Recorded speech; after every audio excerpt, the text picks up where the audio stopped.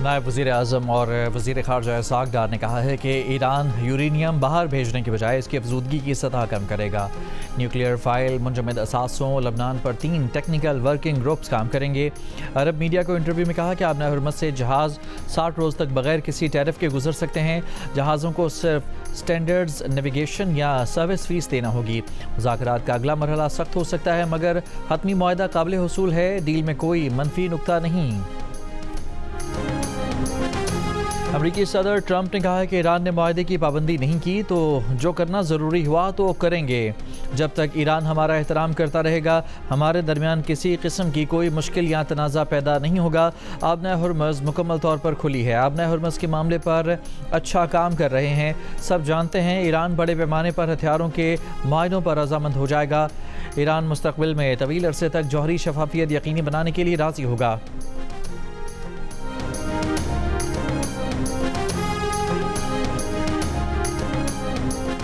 ईरानी parliament के speaker Mohammad बाकर कालिबाफ ने कहा है कि स्विट्ज़रलैंड मुज़ाकरात में $12 अरब के मुंजमद असासों के इजरा के लिए दस्तखत को हतमी शक्ल दे दी गई। आबना हुर्मुज़ में जहाज़ों की आमदोरफ्त पर राब्ते का निज़ाम कायम करने पर इत्तफाक किया है। इक़दाम का मकसद किसी भी किस्म के तसादुम या कशीदगी से बचना है। स्विट्ज़रलैंड मुज़ाकरात की बुनियाद पर लबनान की इलाकाई सालमियत और खुद मुख्तारी की ज़मानत देने पर इत्तफाक किया है। आबना हुर्मुज़ पर मुशावरत के लिए ईरानी वफ़द ओमान पहुँच गया। ईरानी वज़ीर ख़ारजा अब्बास अराग़ची भी शामिल। अमरीकी वज़ीर ख़ारजा मार्को रूबियो का भी आबना हुर्मुज़ से मुतालिक बातचीत के लिए आज से 25 जून तक मुत्तहिदा अरब अमारात, कुवैत और बहरीन जाने का ऐलान।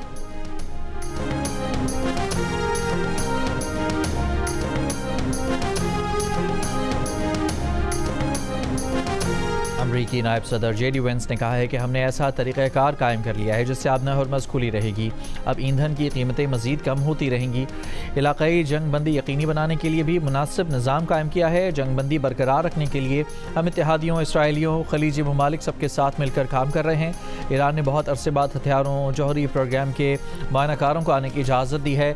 मायनाकारों को दाखिले की इजाज़त बड़ी बात है, लेकिन हमें देखना है कि मायना कराया जाता है या नहीं। हम यकीनी बनाएंगे कि ईरान कभी भी जौहरी हथियार हासिल न कर सके। ईरान के साथ तकनीकी मुज़ाकरात में मुसलसल पेशरफ्त हो रही है। स्विट्ज़रलैंड में गुज़ारे 36 घंटे बहुत नतीजा खेज़ रहे। हमने तब्दील शुदा और मुख्तलिफ मशरक़े वस्ता की बुनियाद रखी है। अब इस पर काम जारी रखना होगा। जेडी वेंस स्विट्ज़रलैंड से वापस अमरीका रवाना हो गए।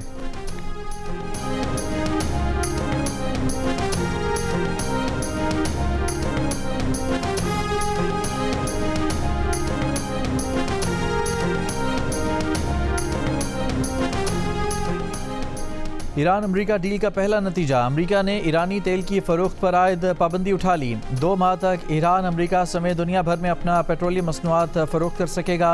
ईरान ने पाबंदियाँ उठने और कुछ ईरानी असासे बहाल होने की तस्दीक कर दी। अमरीकी वज़ीर ख़जाना स्कॉट बेसेंट ने कहा है कि शुमाली कोरिया, क्यूबा और यूक्रेन पर ईरानी तेल ख़रीदारी पर पाबंदी ताहाल बरकरार है। ईरानी सदर मसूद पेज़ेश्कियान आज पाकिस्तान का दौरा करेंगे। ईरानी हुकाम का कहना है कि दौरे का मकसद अमरीका ईरान सालिसी के लिए पाकिस्तान की कोशिशों को सराहना है। वो अपने दौरे में सालिसी किरदार पर वज़ीर-ए-आज़म शहबाज शरीफ का शुक्रिया भी अदा करेंगे। ज़राए के मुताबिक ईरानी सदर के दौरे पाकिस्तान के दौरान सिविल और फ़ौजी क़यादत से मुलाकात का इम्कान है। ईरान के सरबराह को खुशामदीद कहने के लिए इस्लामाबाद को सजा दिया गया।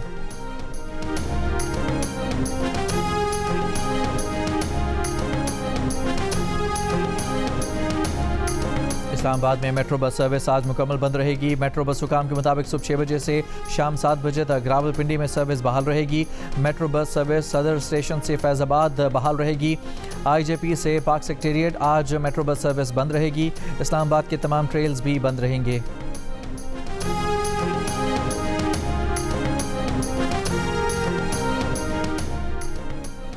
इसराइली फ़ौज जनूबी लबनान में सिक्योरिटी जोन बरकरार रखने के लिए कार्रवाइयाँ जारी रखेगी। इसराइल के वज़ीर-ए-आज़म, वज़ीर दिफ़ा और फ़ौजी सरबराह का मुश्तरका बयान। कहा, इसराइली फ़ौज और शहरियों को लाहक ख़तरात ख़त्म करने के लिए कार्रवाइयाँ जारी रहेंगी। इसराइली शहरियों और फ़ौज की सलामती बुनियादी उसूल रहेगी। इस पर किसी किस्म का समझौता नहीं किया जाएगा। कराची के इलाके पंजाब कॉलोनी अंडरपास में ट्रैफिक हादसे में शदीद ज़ख्मी दूसरा शख्स अस्पताल में दम तोड़ गया। जाँ बहक अफराद की तादाद 2 हो गई। तीसरा शख्स शदीद जख्मी है। पुलिस के मुताबिक जाँ बहक अफराद की शनाख्त रियाज और इसाक के नाम से हुई है। तीनों अफराद मजदूरी करके घर लौट रहे थे। जाँ बहक और जख्मी का ताल्लुक जलालपुर से है। BRT येलो लाइन के साबिक प्रोजेक्ट डायरेक्टर ज़मीर अब्बासी लाहौर में गिरफ्तार। कराची मुंतकिल महकमा एंटी करप्शन ने खुफिया इतला पर कार्रवाई करके ज़मीर अब्बासी को गिरफ्तार किया। उन पर ठेकेदारों को 8.5 अरब रुपए पेश की अदायगी का इल्ज़ाम है। 1 जुलाई 2026 से तमाम पासपोर्ट दफातर में नक़द फ़ीस वसूली का निज़ाम ख़त्म कर दिया जाएगा। DG immigration and passport Mohammad Ali Randhawa की ज़ेर सदारत जोनल सरबराहान के इजलास को ब्रीफिंग। पासपोर्ट फ़ीस सिर्फ QR कोड के ज़रिए डिजिटल अदायगी कबूल की जाएगी। जल्द ही पासपोर्ट मोबाइल ऐप मुतारिफ करवाई जा रही है। अंदरून और बैरून मुल्क मुकीम पाकिस्तानी घर बैठे पासपोर्ट की दरख्वास्त जमा करवा सकेंगे। पासपोर्ट दरख्वास्त गुजार अपना पासपोर्ट अपनी दहलीज पर वसूल कर सकेंगे। Directorate general immigration and passport आइंदा से सिर्फ ई-पासपोर्ट जारी करेगा। मौजूदा तमाम मशीन रीडेबल पासपोर्ट अपनी मुकर्ररा मुद्दत तक मुकम्मल काबिल इस्तेमाल और काबिल कबूल रहेंगे।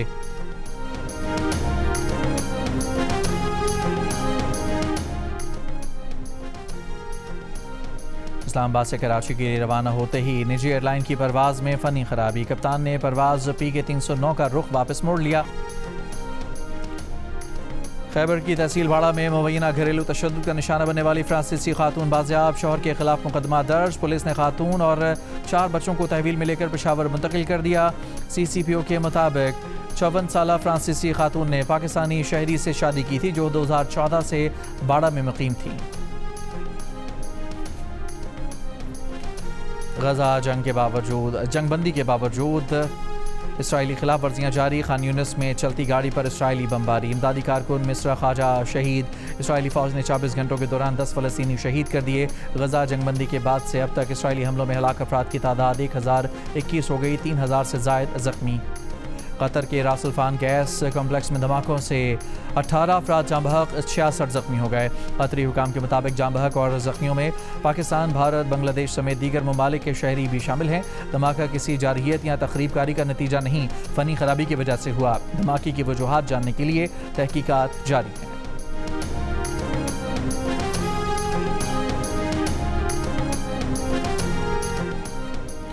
कनाडा के शहर मॉन्ट्रियल में फायरिंग, 2 अफराद हलाक, 1 ज़ख्मी। पुलिस की जवाबी कार्रवाई में मुश्तबा हमलावर भी मारा गया। हलाक होने वालों में 1 पुलिस अफसर और शहरी शामिल। फायरिंग का वाक़या यहूदी बस्ती में पेश आया। पुलिस की तहकीकात जारी।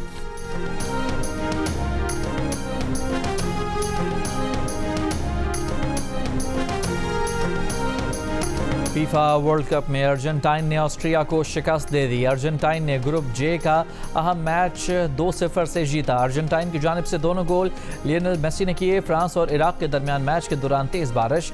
दूसरे हाफ का खेल शुरू नहीं हो सका।